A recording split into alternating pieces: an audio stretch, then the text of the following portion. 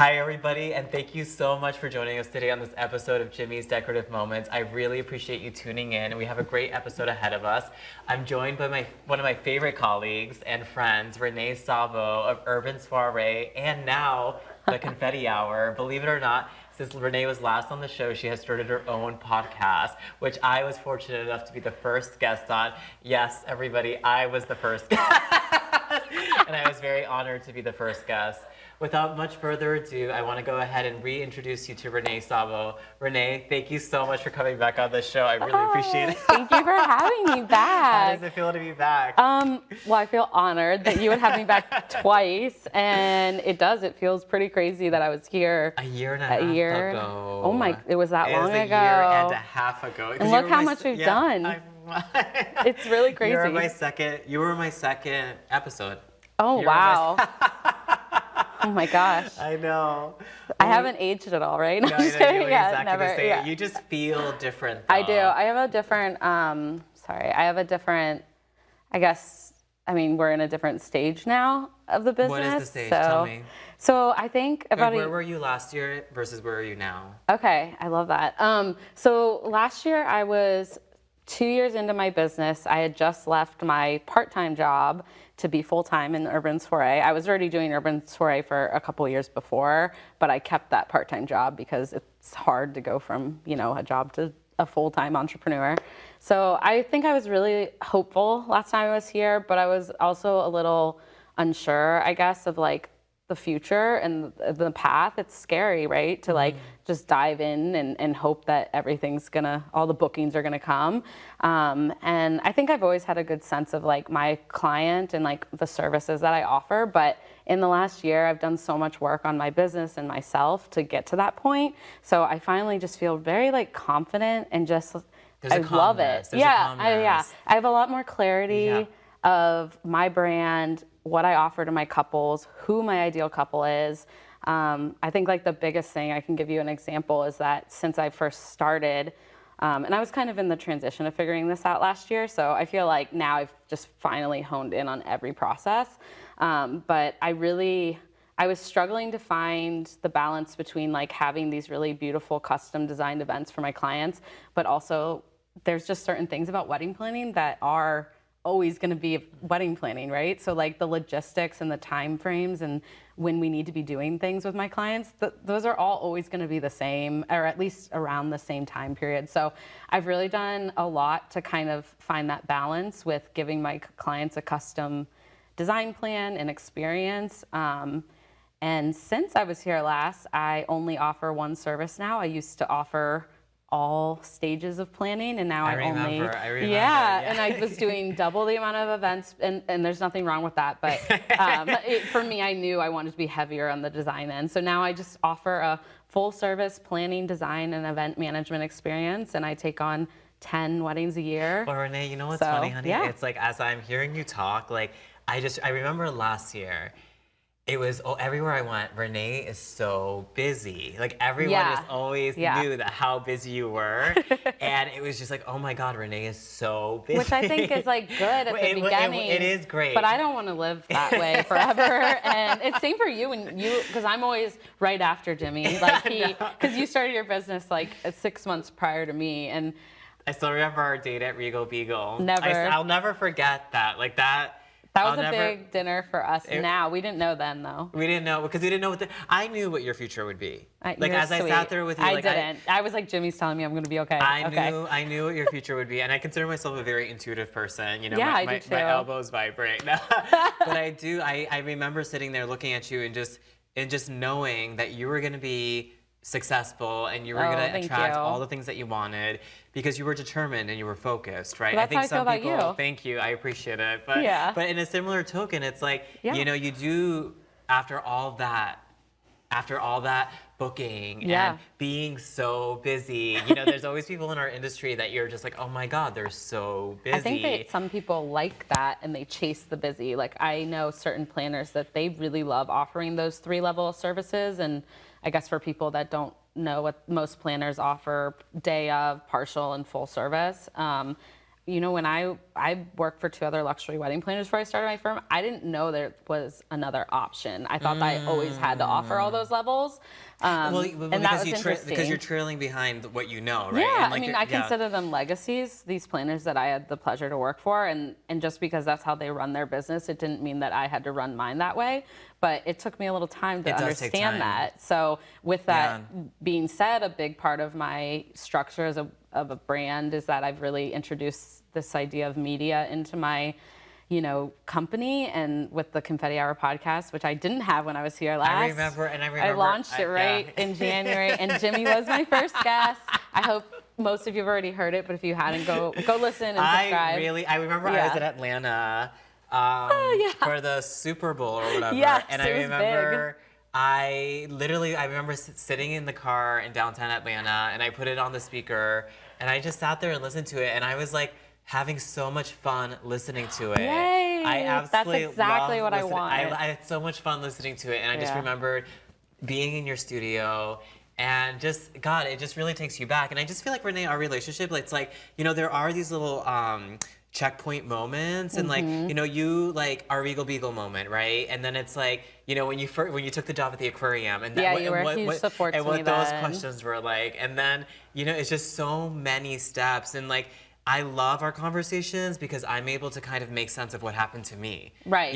Because how you say, like, I love the milestones we've experienced together. Yeah. I love the milestones we experienced together, and I love being able to catch up with you and be like, I remember feeling that way, because it allows me to sort of decipher and sift through all the emotions that I myself went through. So it's like I look at you and I'm like, or I look at Kristen Levy, who also has similar experience, and and it's just it's really, really a beautiful thing. So it's a journey. And then when you called me about the Confetti Hour, and you told me, Jimmy, this is what I'm thinking. I wanted to meet in person first, but because our lives have gotten busy, and it's so hard to meet in person. It's hard. I wish I could see you every week, but we don't get to do that. I wish I was sipping rosé every week with him. When everyone's aware, before, like us setting up the set took like an hour. There's not a hell of a lot, but it took an hour. There's like literally just like a little mini table. Because we just like talk.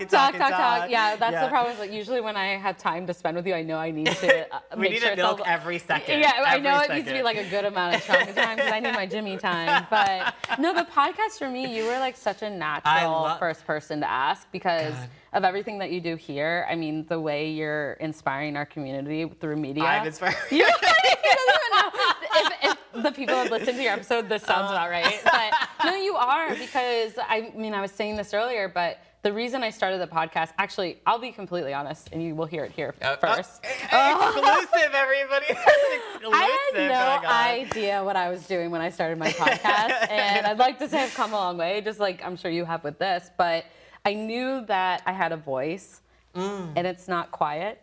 I'm an extroverted person, right? And so like doing the podcast, it's become this like really natural extension to my brand and my voice and who I am as a Renee, planner, I love and that's how I feel this is. But I love what you just said. You're like, I felt like I had a voice. Yeah. Because for me, the profound meaning of that is I felt like I had something to say, and I felt like I had experience, and I had authority in what I was saying, and I had agency over my life and my decisions and what I was doing, and my voice can allow me to share that with people and make meaningful contribution to people's lives by them listening to this podcast and what I'm sharing with them. And I love that. I knew I had a voice.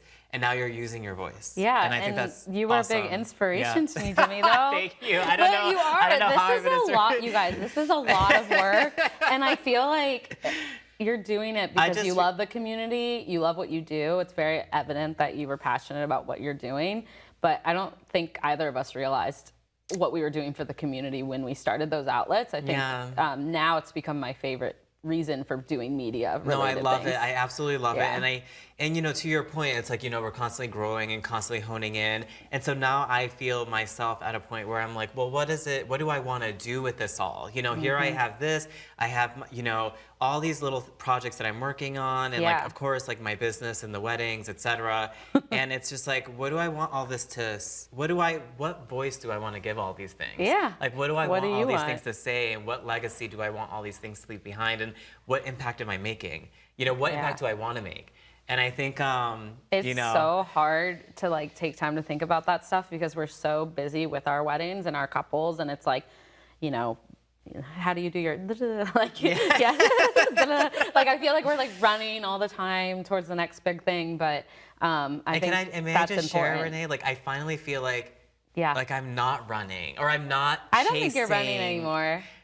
I feel like you're at the pool with like a. Well, everybody, we're going to continue the cabana. conversation in a moment. We're actually about to start our design demonstration, but don't worry, we're going to keep chatting away because I know you love seeing us talk. So see you in a few moments. Thank you.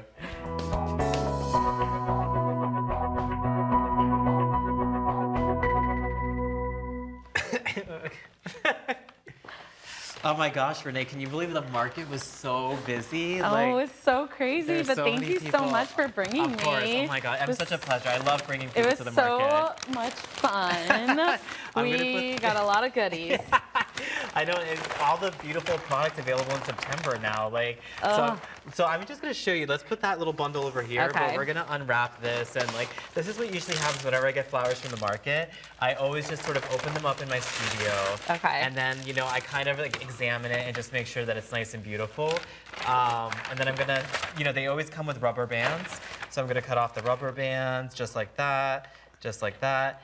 And usually for woody stems, which is what these branches have, you're gonna go ahead and cut the base of the stem in a cross. Because otherwise, if you try to do the diagonal cut, it's not gonna drink enough water. There needs to be a lot of the stem, the internal stem exposed, because otherwise it will not. So you just do cross. Exactly, so I'm gonna do a crisscross. So I'm gonna first cut it one way, like that, and then the other way.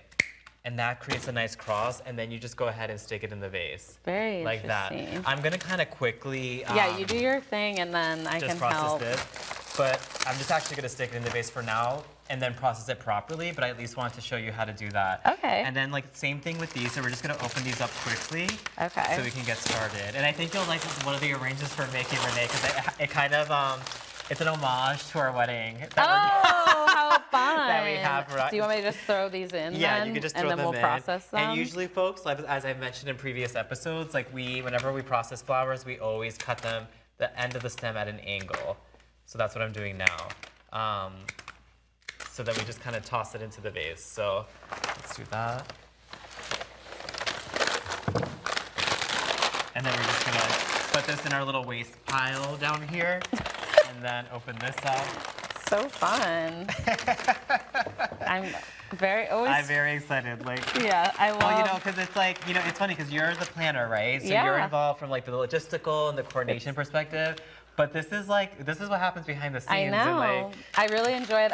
I've taken a few floral design classes, and I don't want to do what you do. I give you a lot of props, but I really like knowing the process because in the back end, it's just nice, and I can do my own at home. And you can do your own at home. I mean, literally, if you have a client who's like, Renee, I just want you to make little bud vases for me. I can do it, yeah. With using Gerbera daisy, guess what? Take 3 stems of Gerbera daisies, cut them the same length, put them in a glass vase. It's so beautiful, yeah. And it's beautiful, and it's simple, and it's really, really cute. I agree.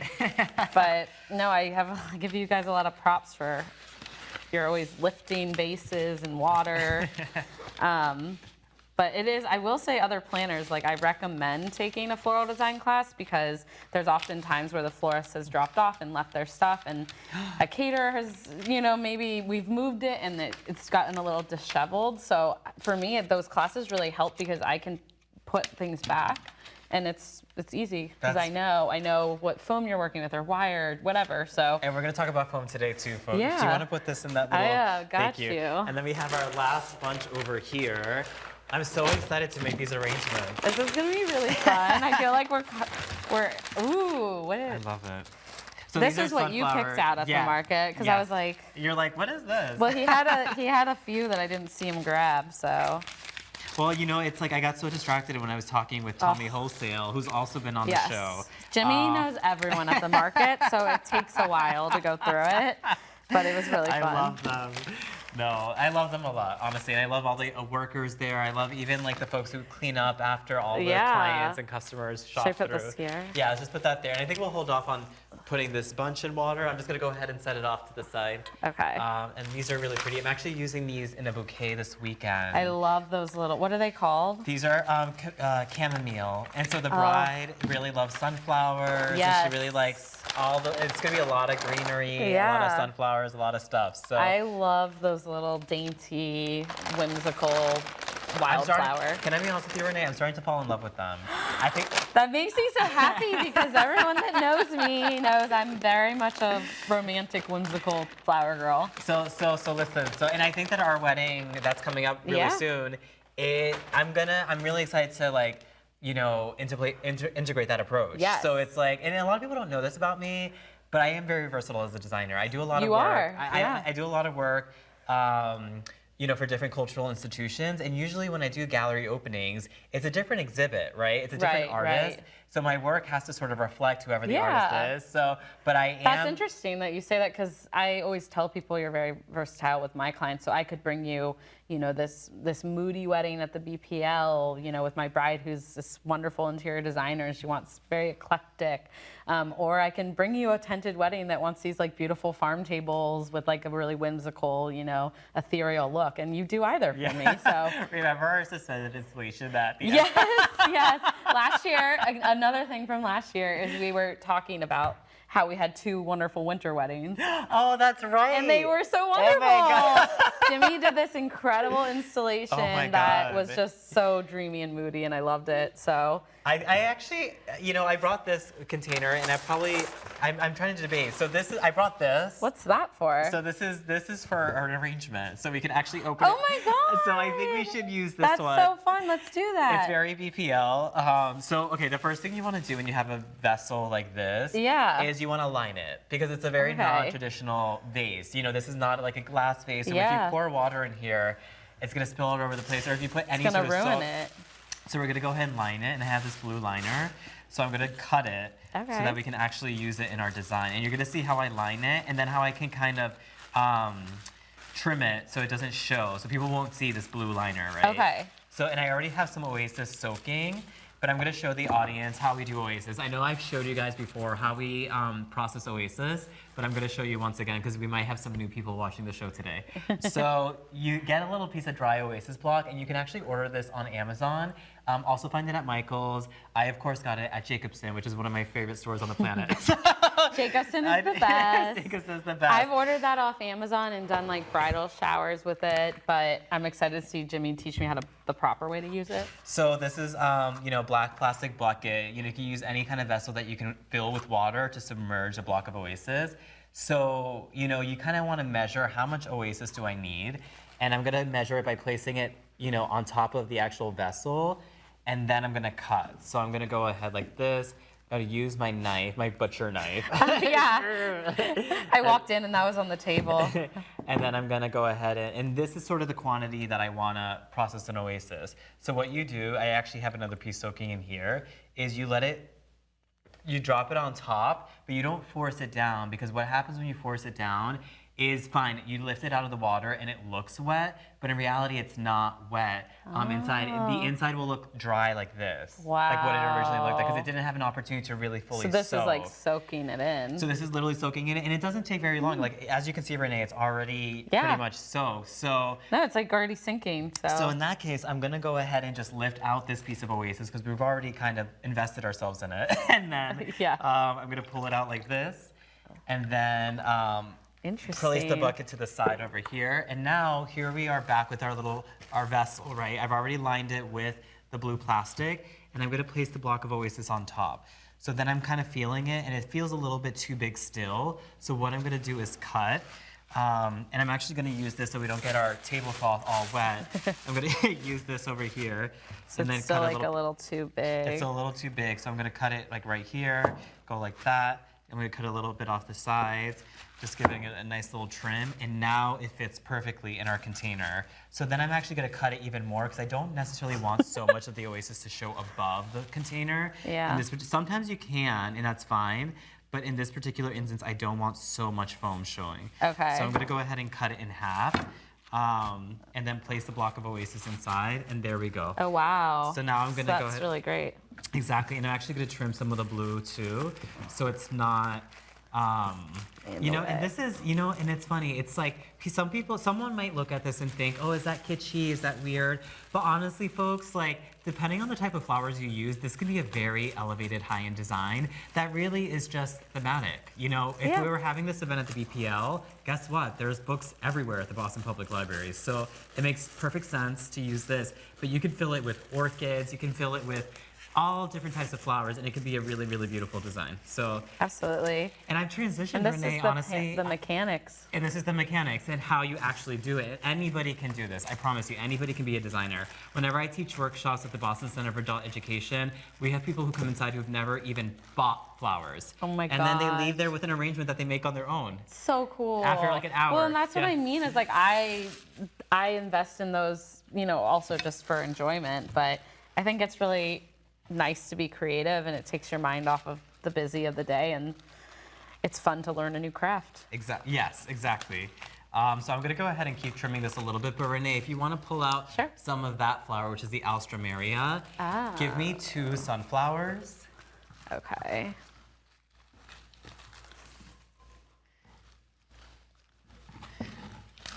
This is so fun. I'm so excited. I'm so happy we're doing.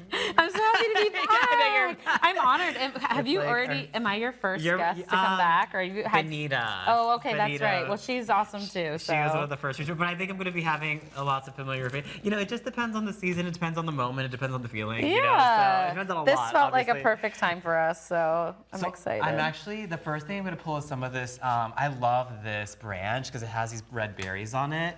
So I'm going to use this to start integrating our design. So I'm going to clip off some of these little green leaves to start greening up our arrangement. And then, because when you start greening your arrangement, it starts to create a shape. So I'm going to pull some more, but this one actually is going to have some of the berries. So I'm going to let this sort of be our front, right? And then I'm going to let that kind of cascade downward, and I think it gives it like a really pretty effect. So I'll grab this bigger piece over here, which is really leafy, and you can see the leaves are starting to turn because, of course, you know, we're already in fall. So wow, I love it. So we're gonna let that kind of dance over there and give it a voice. Give it a I still can't believe that came out, but it's so true. No. Well, Renee, it's a voice. I love it.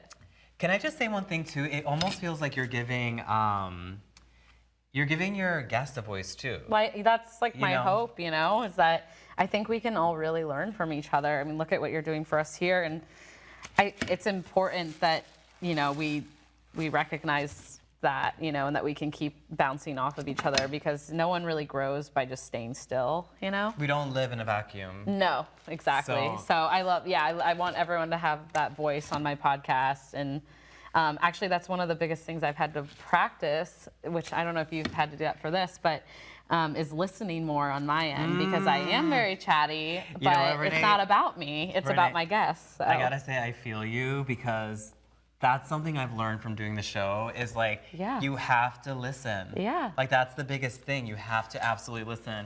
I'm gonna start integrating a few other little I wanna use our camellia. I'm like, let me know if I can help. I'm like, please, you know what? And by all means, just grab, I don't know. You know, like here, I'm gonna let you design a little bit. Me? I didn't mean literally, but do you usually like have like a rule of, I don't know. I mean, some people think it's like a rule of 3. Some people think they have to do this, they have to do that. I think every piece is probably a little different, right? Exactly. So like, and the idea, what I wanted to do with this, so I think it's like starting off with like, what do I want this to feel like, right? And I guess I wanted this to feel like a garden that was growing out of a book. I love that. So it's like, let's make this feel that way. Like, let's make this feel like a garden is literally growing up. There's different heights of flowers. Yeah. You know, I love how you cut the Gerberry daisy at a different height. It's sort of in between these. But we have all this dimension and interest because of the different heights. So I love that. Well, and something too, Renee, when you cut a stem like this, how do you? Well, look what you can do. So there's a bunch of blossoms on here. You can cut off just one blossom. Oh, and just instead of using the whole thing, and then look at that. You can spread the love of that flower that's so great. in different places. So I will say that's been my hardest thing, is that I feel like I get a lot of gaps, like when I'm designing, trying to learn this.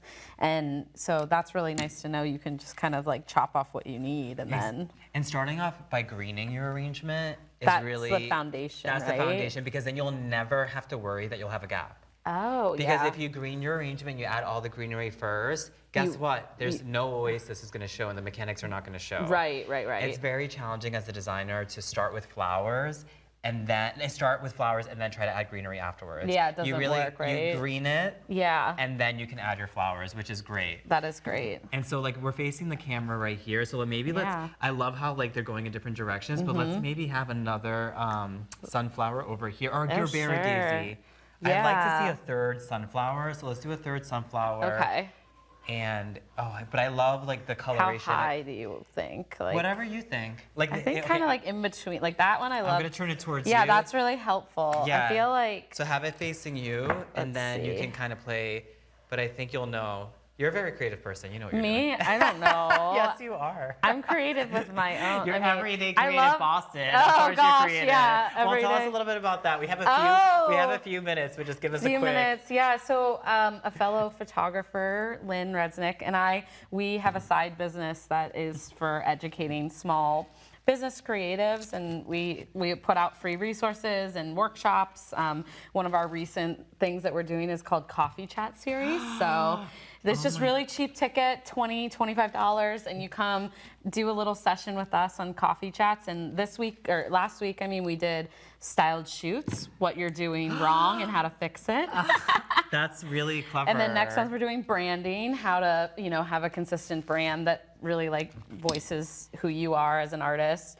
So yeah, it's fun, and it's meant to just kind of help people that want a community. So That's really, Yeah. really cool. I love that, Renee. I think I do too much though. Now that I've But you know what you're learning? I love it all. But honestly, Renee, what we have both realized Yeah. is that we are kind of testing the waters with a few different things and Yeah. seeing what we love the most. So And I would say like encouraging people that that's okay, because I know that my craft as a wedding planner is honed in, right? I'm not reinventing the wheel here. I know how to plan a wedding no matter what the differences may be in each one.